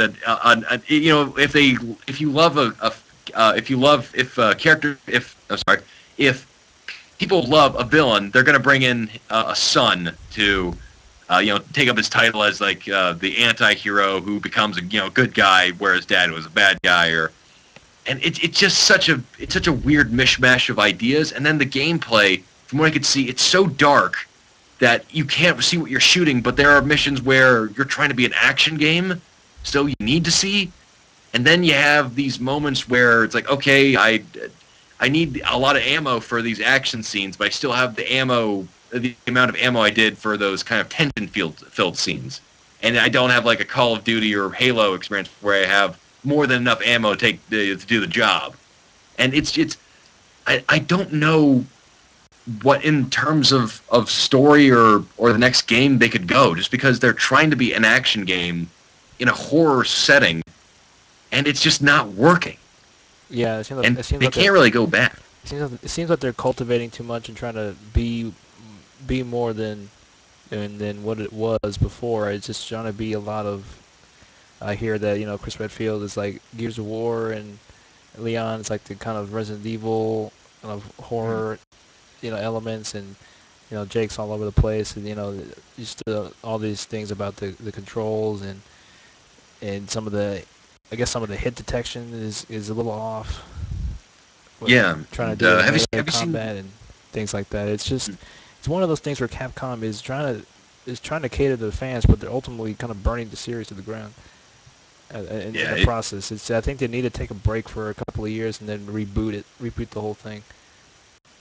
That would be great. Just to, at the very least, let's have it so that maybe for Resident Evil 7, if they come out with one, it's the final hurrah of the entire series. They bring back all the characters. They get obscure ones like Hunk in there, just to have everybody just make their appearance and just have a whole big action fest extravaganza if they want to do that, or make it more like Resident Evil 4 if they want to. But people will pay for Resident Evil 4 because that's still a good game. That gameplay is still tight to this very day, and it's and then just like and then reboot the entire thing after that, and then just start from the beginning. Maybe have some of the same themes or have reiterations of the characters, and then just do something new. Just because this game has you for Leon's the very first act in Leon's mission, the very first thing he does is kill the president, and once you kill the president, in zombie form, there's really not much you can do after that, because like that's the penultimate. Well, that's pretty much the ultimate idea. That's the ultimate like scene you could ever do in a game like series like this. Yeah, they kill the president. Yeah. I mean, they force like newer characters on you that aren't really well developed, and I even heard about the president that they him and Leon were some sort of, I guess they had some sort of friendship or something like that, but they never really go into it. So that scene is like nothing in the beginning. You don't get any kind of emotion from that, and it just tries to do too much, and ultimately one of the biggest problems is like it doesn't do the simplest things right. That could easily be, not be there. I'm trying to recall what exactly it was, but again, I have not played the game. What is up with that? I've seen a lot of the videos, and what is just up with that that crawling mechanic where you can be on the ground and then you can like crawl towards the enemy, like do that butt slide where you like crawling, you're inching forwards like with just your legs. It's a really weird mechanical system that they have, and if you've seen some of the gameplay footages, there are just the camera seems it's too close up. It's you need like I know they want to have maybe show off the models that they have in the game, but it's just too close up where you can't see anything, and you have characters attack you from the side and you can't tell just because you are being swarmed. Well, you're being forced to only be able to see like the hip end above of your character, and so it's these really weird gameplay choices that they just don't have together at the very end. Yeah, I'm not sure about that. I have not seen enough Let's Plays to really gather what's going on there. I have been watching only 2 videos that Dr. J did with him playing Resident Evil. Like once I heard the early reviews for it, it's like, uh-oh. I sent him a message and said, "Did you GameFly?" And he's like, "No, I bought it." I was like, "All right. Good luck with that then."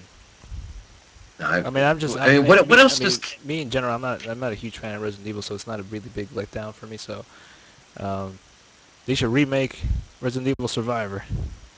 Bring it back to the first person. That's the only Resident Evil game that was in first person. It was. Was it Survivor, or wasn't there Resident Evil Redemption or something like that, where it was like an alternate history version where it's like you were the agents trying to hunt down all the characters from the first 3 or 4 Resident Evil games? Yeah, I'm not sure about that. I don't think that's Survivor, but you play as like a new character and he's like has amnesia, and as you progress through the game you learn about his past and things like that, and yeah, I never got that far. I was very close to the end. You have to play that game in one sitting because you can't save. So. Oh wow.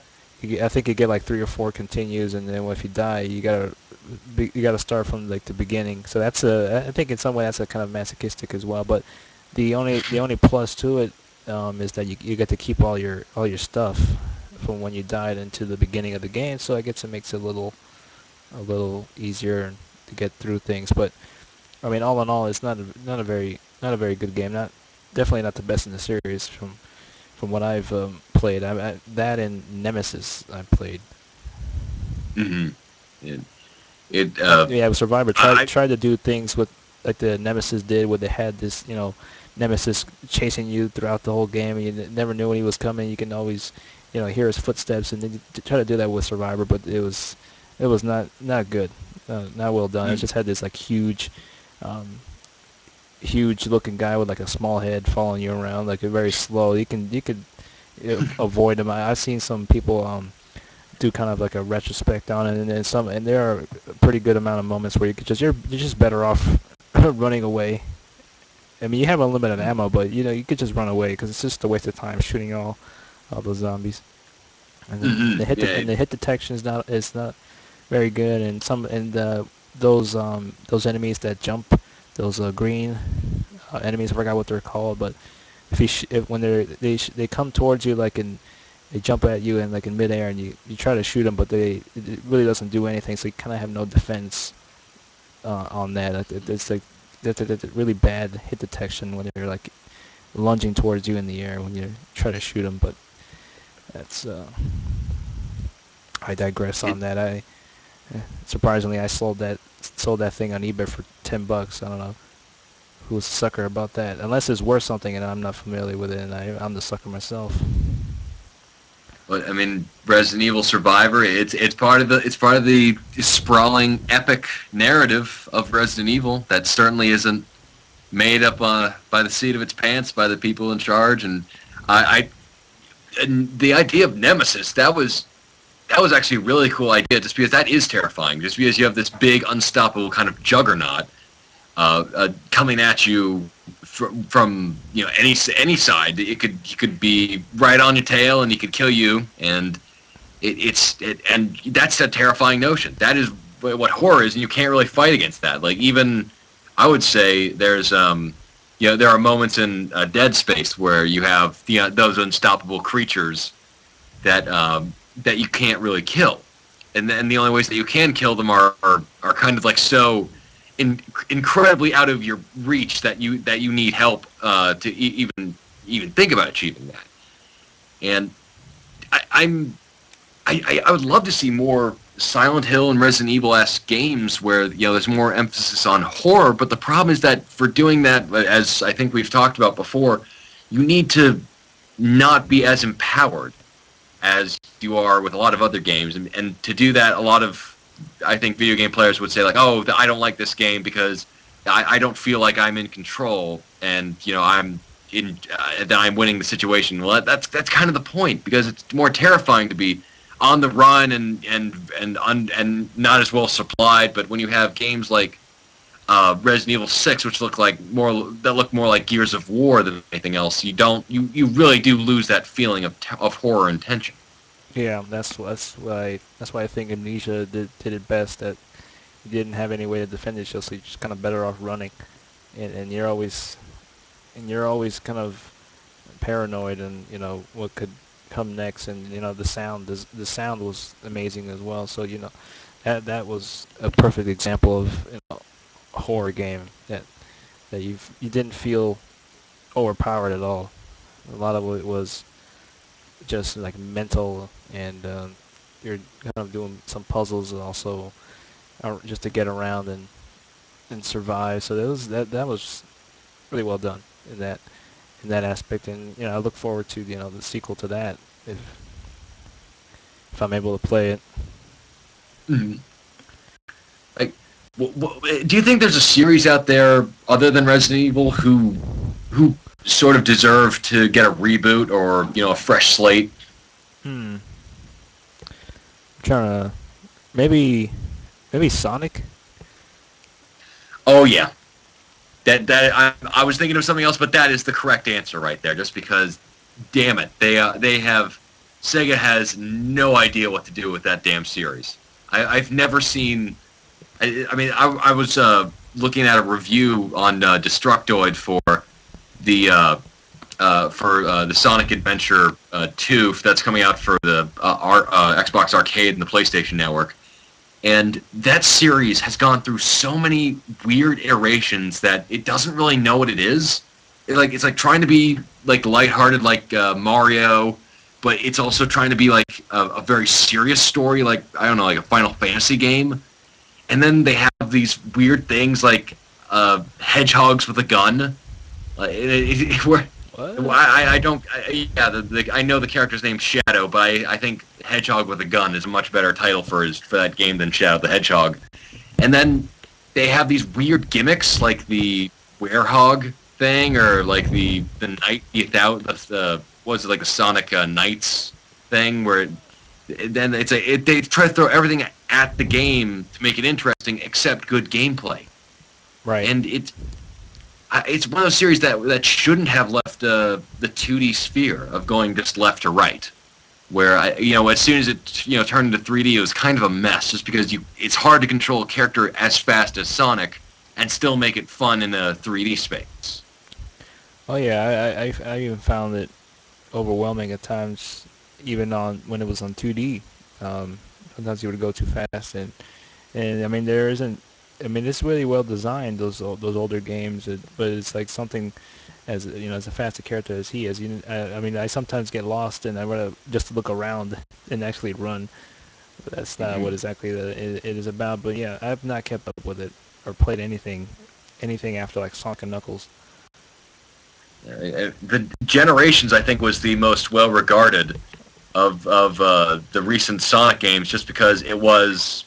I played the demo of it, and I really enjoyed it. But that was only because it was more traditionally like the original Sonic the Hedgehog games, where it was just going from left to right, running as fast as you can, and the portions of the new Sonic I didn't like as much, just because by comparison they were just sort of like, oh, this feels polished, this doesn't.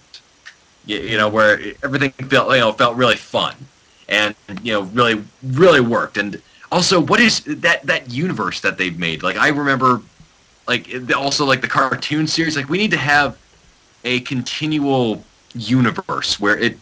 Even if it's silly, it needs to, consistency would be nice. Because I remember the cartoon series where it was like, there were several of them, like he was an underground resistance fighter, and then he was trying to search for his mother in a rock and roll band in another one, and then in another one it was just like a Saturday morning lighthearted cartoon where he's trying to stop Robotnik from, I guess, doing things. I have no clue. I'm not really certain about that one, Yeah, I do remember the cartoon, and that Sonic has now really kind of set interesting background story that should be always applied into other iterations. Like like Batman has his thing, and it's always, for the most part, they always stick with his origin story. For the most part, faithful, and the rest is up to the filmmaker who's in the helm. But Sonic is I don't even know what his backstory is. I guess, to put it simply, when I played it, it's just I think you can just make up your own. And I mean, he is what he is. He's just a hedgehog that's like running around really fast and hanging around with Tails, and that's about it. I don't know a lick of the lore or anything like that. But just to go off subject, I think we need to reboot Resident Evil and make Leon a redhead again. Yes, but I think we should still give him the Flock of Seagulls haircut that he has in Resident Evil 4 and 6, just because I love the fact that he keeps aiming with down the barrel of the sights of a gun, even though it's obvious he's looking with his right eye that's behind about 2 inches just full of hair. So it's like he probably has to be like the luckiest shot in the world to just assume he can see what's going on. Like, even at best, looking at with his left eye, it would still not exactly match up. So I still want to see I'm sorry, we talking about Leon Kennedy? Leon Kennedy.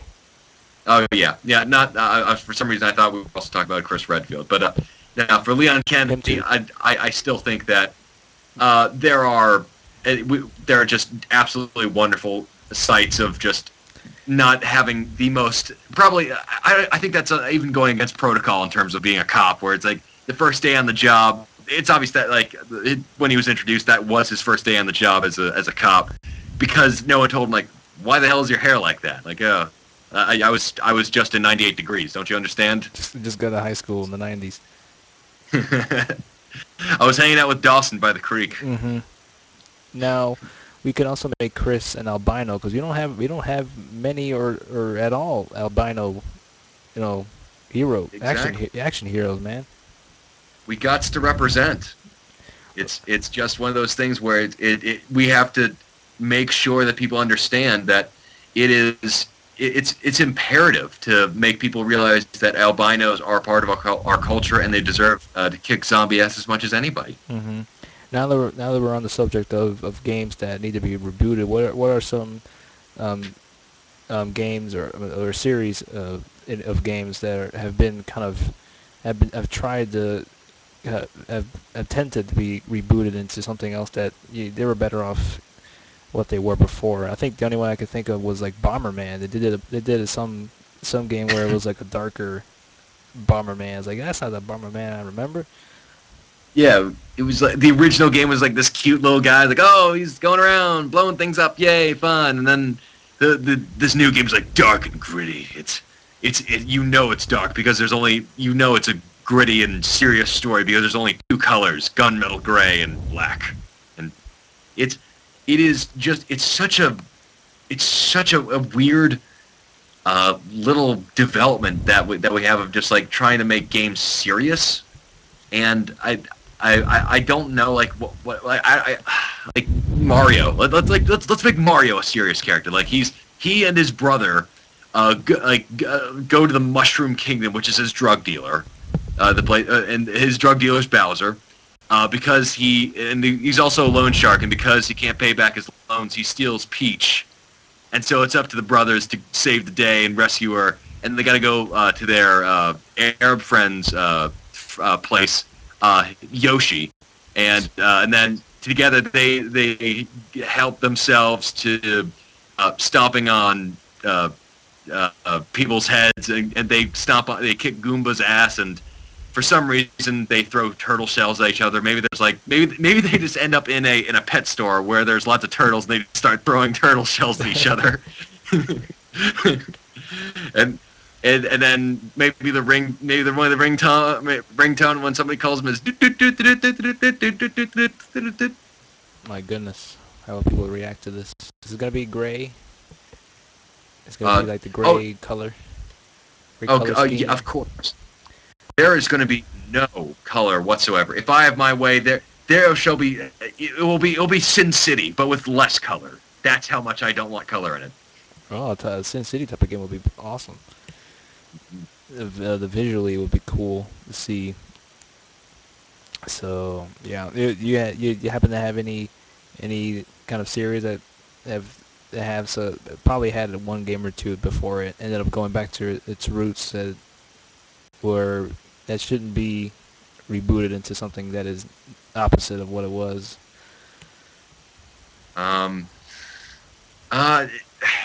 There's really been a few instances, I think. Yeah. Bionic Commando.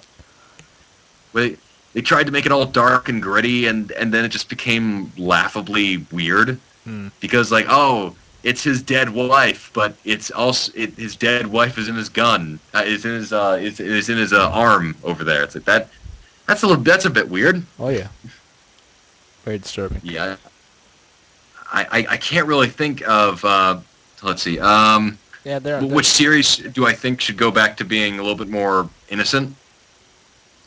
Yeah, let's go with that. I know that was a very broad question there. I don't think there is a lot of them that have done that kind of route of where they should not go to this sort of direction where they should be. I know it's kind of becoming that with Resident Evil, but in that and I guess Bomberman, and I'm trying to come up with another one, but there are not a lot of those that kind of go that route. Just a good chunk that should go back to their roots instead. Mm-hmm. I mean, the ones that we talked about, I think, are kind of the big ones. It's like Bomberman. I don't think. Pac-Man. I don't think Pac-Man went to that direction. I do recall that I do have the PlayStation 1 game, Pac-Man World, where they try to make it a platformer, like a third-person platformer with Pac-Man and him jumping around, and that's as far as I can remember. But I remember playing that. I didn't think it was that bad, but I don't know what was the reception towards that. But there's not a lot you can do with Pac-Man. Just the way Pac-Man is, I mean, that's as far as you can take a game like that. You can't really do much with it unless you're gonna change it completely, the gameplay, and that's something that's not gonna happen because Pac-Man is it is what it is. It's not something that's gonna people are clamoring for a new Pac-Man game, you know. No, and well, also Mega Man. I think like actually Mega Man has been treated very well, just because like whenever there's a new iteration of the series, the character they usually get the character right. They or they have a variation of it where